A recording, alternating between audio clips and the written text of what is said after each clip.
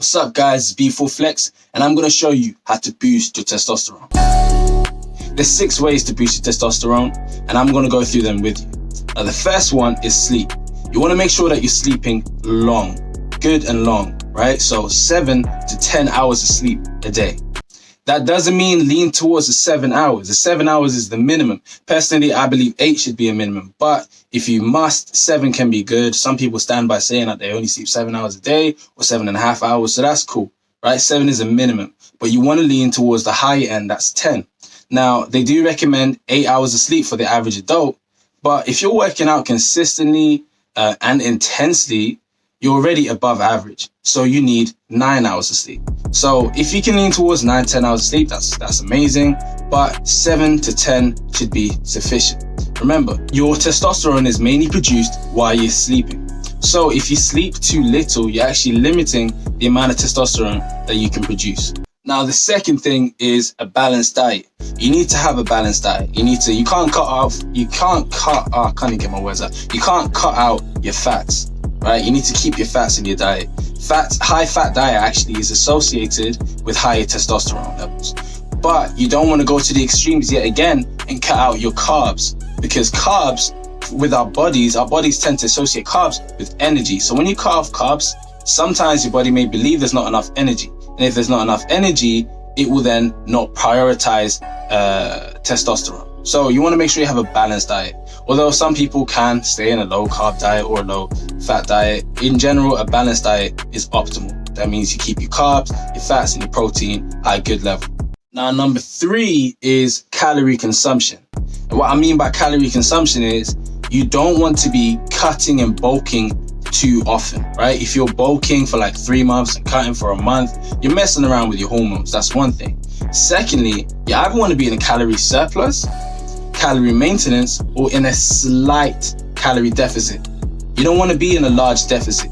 You see, when you're burning fat, what we're actually doing is tricking our body into believing that we need to survive, and in order to survive, we need to burn fat for energy. So we're in effect in survival mode, right? I mean, camels have fat in their back, like in their humps, right? Is it camels? Yeah, it's camels, right?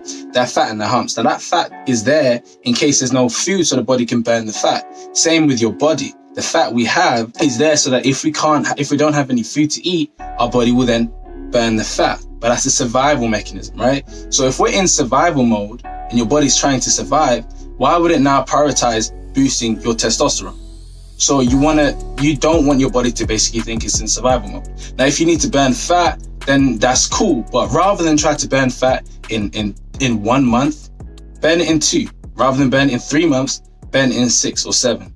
So make sure that you keep your calories around maintenance. Now, the 4th thing is body fat. You want to keep your body fat below 20%.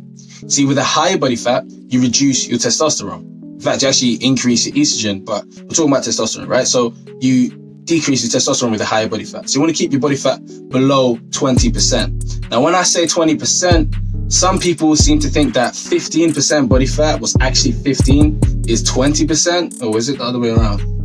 Yeah, what's 15 is 20%.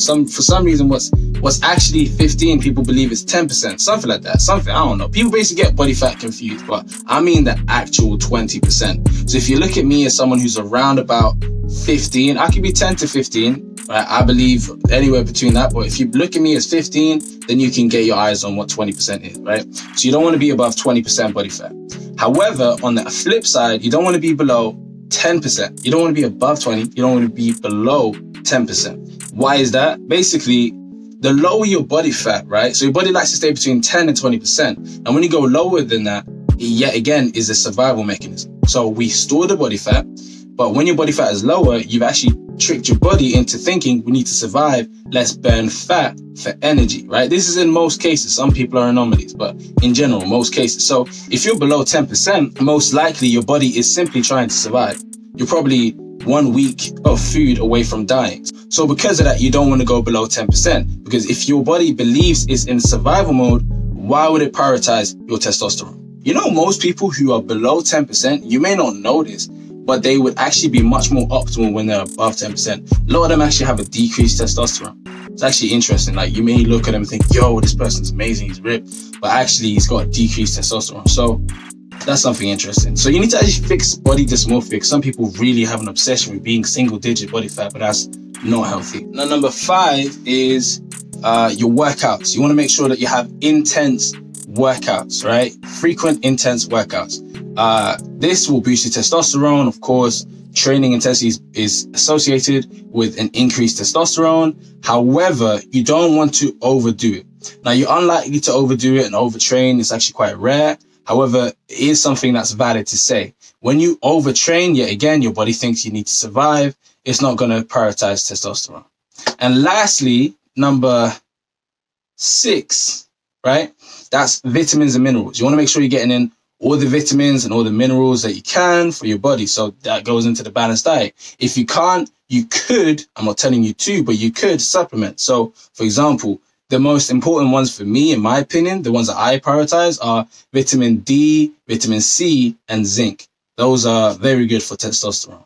So those are the 6 things you need to boost your testosterone. So there's no excuse no more, all right? I'm joking. Obviously, some people are born with more than other people, but in general, right now in society, the average testosterone levels in men is actually quite low. So do your best to increase them because it can help you boost your muscle and, yeah, energy levels. But that's it for testosterone. You know where to get more tips. That was for those of you with a short attention span. Get out of here, man. Right now, I'm going to do a short workout, a really short workout. It's just a 1-arm pull-up workout. And I want to show you guys how I actually do train for my 1-arm pull-up. So keep watching. Now, I do this routine every other day. Yeah, I try doing it like 3 times a week, but I like to do it more frequently and less volume. Initially, I started doing more volume, but then that was bad. So I'm doing lower volume right now. So that's why I'm doing it this many times a week. So I'm just going to start off with a warm-up real quick, just to get the muscles ready.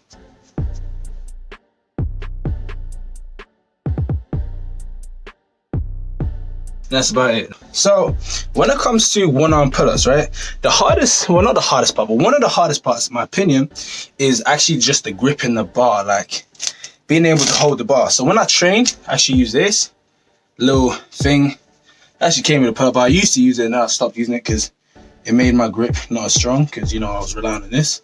But I use this while I train so I can really focus on the strength. And then afterwards, I do some dead hangs. I tend to do 3 to 5 sets. The first set is not a hard set. And then, you know, these are 1-hand pull-ups, by the way. Not 1 arm, 1 hand. I think you can tell. But 1 hand is where you grip with 1 hand on your wrist or your forearm, and then you do pull-ups. That's a 1 hand.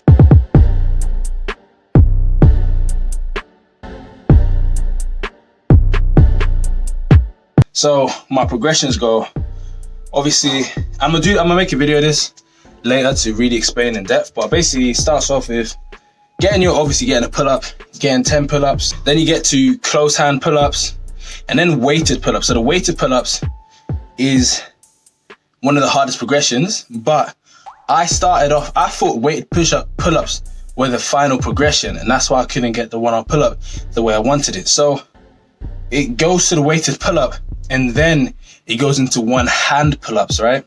Or 1-hand chin-ups, you know, because it's mainly your biceps this time. It doesn't really matter in my opinion.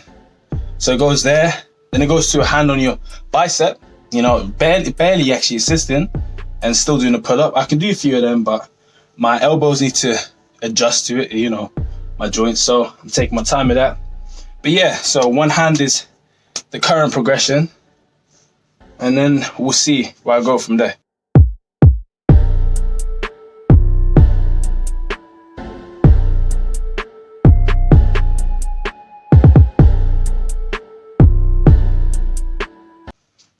The grip is the worst part. This is a strenuous exercise because you go into failure, which you normally should not do all the time. Anyway, that's it for the pulling, for the actual pull-ups. And now I'm just gonna do some dead hangs because the grip, as I said, is the most important. Dead hangs are kind of tough, but yeah. One way I like to do dead hangs, I get some type of cloth. Right now I'm using a t-shirt that's been destroyed with bleach. Don't ask me why. But anyway, I'm using a t-shirt and I basically hook it up on one side and then I hang on it. This obviously is very good for your grip. Mentally, it's a bit tiring, but yeah, it depends how long you end up hanging. I'll do this and then I'll switch to the other side.